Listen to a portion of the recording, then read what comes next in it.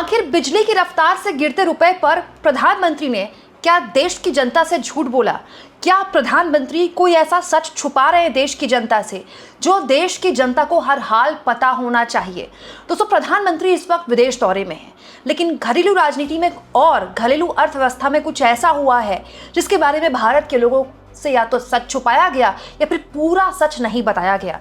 ये तो आप जानते ही हैं कि पीएम कह चुके हैं सोना चांदी नहीं खरीदना है, 1 साल तक पेट्रोल डीजल का कम इस्तेमाल करना है। उनके देखा देखी बहुत सारे बीजेपी के मुख्यमंत्री अपने काफिले वगैरह छोटा करने की वीडियोस वायरल कर रहे हैं। लेकिन इन सब के बीच दोस्तों, रुपए की जो गिरने की रफ्तार है वो अभी तक नहीं थमी है।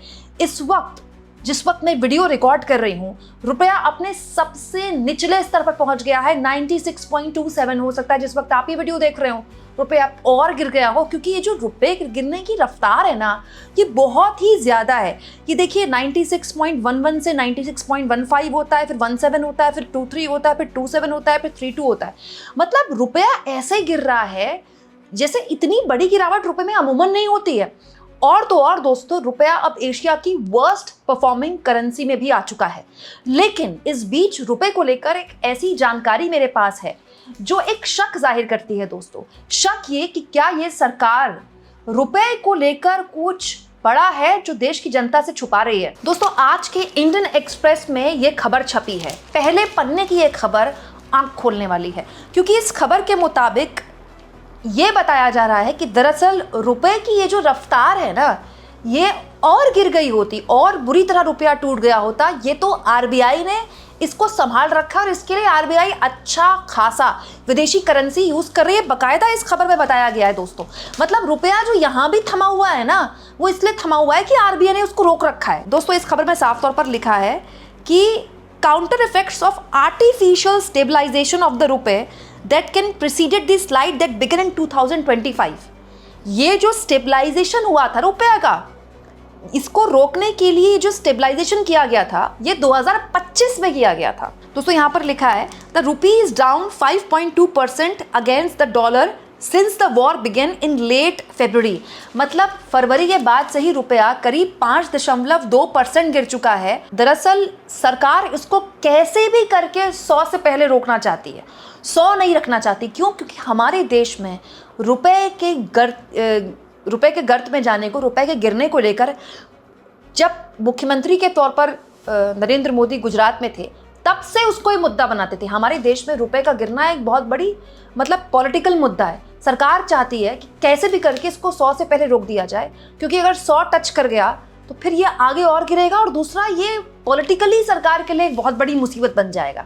देखिए, इस खबर में लिखा है it's like a past ghost are haunting us. मतलब पूर्व में जो भूत थे वो हमें फिर से डरा रहे हैं। एक बड़े अधिकारी इंडियन एक्सप्रेस को बता रहे हैं ये सब।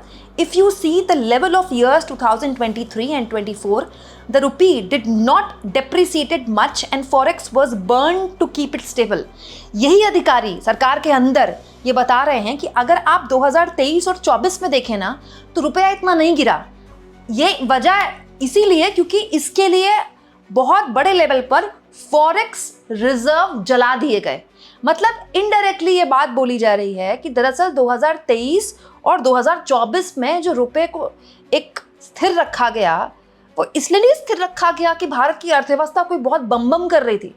उसको स्थिर रखने के लिए बहुत सारी विदेशी करेंसी फूकी गई। दरअसल दोस्तों, आरबीआई का ये काम है कि जब भी रुपया बहुत गिरता है तो उसके लिए खूब सारी विदेशी करेंसी वो खर्च करता है, अपना फॉरेक्स रिजर्व निकालता है ताकि कैसे भी करके रुपए को गिरने से रोका जाए। ये बात उसी ओर इशारा कर रही है। दोस्तों, इस खबर में आगे लिखा है it was artificially held back for so long, the next psychological level is of course 100 and if it crosses that level then it may slide further. अब तक 100 तक आने के लिए रुपए को रोका गया था, लेकिन अब जो है अगर 100 पार कर लिया रुपए ने तो ये और गिरेगा। ये कौन कह रहा है? इंडियन एक्सप्रेस को एक बड़ा सरकारी अधिकारी कह रहा है। दोस्तों, ये जो सरकार द्वारा बोला जा रहा है कि सोना मत खरीदिए, पेट्रोल डीजल मत खरीदिए, इसकी वजह क्या है? क्योंकि सोना इंपोर्ट करने के लिए, पेट्रोल डीजल इंपोर्ट करने के लिए हमको विदेशी करेंसी खर्च करनी पड़ती है, मतलब डॉलर खर्च करना पड़ता है। कल मैंने आपको ये खबर दिखाई थी दोस्तों, इंडियन एक्सप्रेस के ही बड़े पत्रकार, संपादक और अर्थशास्त्र की बहुत गहरी समझ रखने वाले उदित मिश्रा नाम के पत्रकार ने एक बहुत शानदार आर्टिकल भी लिखा है और उन्होंने अपने एक इंटरव्यू में एक बात बोली है कि इस सरकार के रहते एक बड़ी बहुत प्रॉब्लम आई है।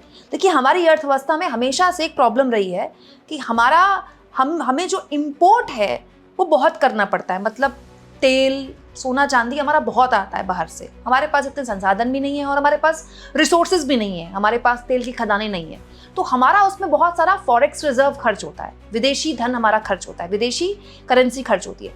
लेकिन 1991 के बाद से जो आर्थिक सुधार किए गए, उसने एक काम किया कि हमारा पैसा बाहर तो बहुत खर्च होता है सामान मंगाने में, लेकिन जहाँ से हम ये सब कुछ खरीदते हैं ना, वो देश हमारे देश में निवेश कर लेते हैं, तो वो हमारा जो है वो बैलेंस ऊपर हो जाता है।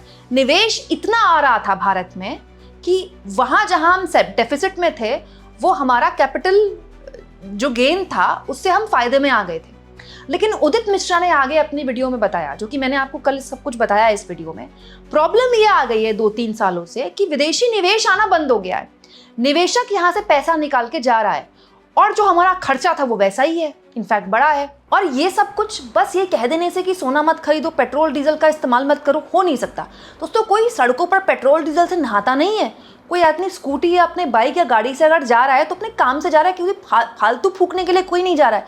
और हमारे देश में जहाँ 80 करोड़ लोग मुफ्त राशन पर पलते हैं ना, सोना कोई शौक के लिए नहीं खरीदता है। किसी के घर में शादी है तो वो सोना खरीदेगा अपनी लड़की के लिए, सिंपल नॉर्मल सोना। और हमारे देश में रुपए की जो हालत है उसकी वजह से सोना खरीदा भी जाता है कि भाई रुपया गिरे तो गिरे, कम से कम सोना तो हमको बचा लेगा। ऐसे हालात में अब बड़ा सवाल ये खड़ा हो गया है कि ये जो रुपए की गिरती कीमत है, इसके लिए जो बोला जा रहा है, इसके लिए वॉर सिचुएशन जिम्मेदार है, युद्ध जिम्मेदार है। क्या वाकई ये पूरा सच है? क्योंकि इंडियन एक्सप्रेस का तो ये खबर बताती है कि अभी तक जो रुपया रुका हुआ था गिरने से, वो इसलिए रुका हुआ था क्योंकि अच्छा खासा फॉरेक्स उसके लिए खर्च किया जा रहा था। और अब सरकार इस बात पर डरी हुई है, पॉलिसी मेकर इस बात पर डरे हुए हैं कि अगर ये 100 टच कर गया फिर तो ये और गिरेगा। और अब दोस्तों, ऐसे हालात में क्या ये बस कह देना कि युद्ध हुआ इसीलिए हम इन हालातों में पहुंचे?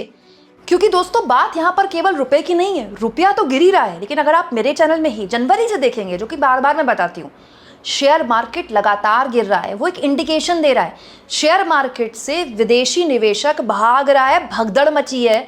और ये पिछले कई महीनों से हो रहा है, इस बारे में कोई ध्यान नहीं देता। होता क्या है, शेयर मार्केट आसमान छूता है तो बहुत बड़ी बड़ी बातें बोली जाती हैं। 2024 के लोकसभा चुनाव के प्रचार के दौरान मोदी ने खुद ये कहा था कि देखिएगा 2024 के नतीजे आने के बाद एकदम स्काई रॉकेट छुएगा शेयर मार्केट, लेकिन ऐसा हुआ नहीं। पिछले कई महीनों से शेयर मार्केट ये साफ इंडिकेशन दे रहा है कि विदेशी निवेशक बड़े लेवल पर यहां से जा रहा है। क्यों ऐसा क्या हो रहा है? तब तो युद्ध भी नहीं हुआ था। कहीं अपनी नाकामियां छुपाने का एक तरीका तो नहीं है? कमेंट बॉक्स में जरूर लिखिएगा। और जितना हो सके दोस्तों, चैनल को शेयर भी करें, सब्सक्राइब भी करें, और थैंक्स और ज्वाइन के ऑप्शन से अगर आप चाहें दोस्तों तो कुछ आर्थिक मदद भी चैनल की जरूर करें।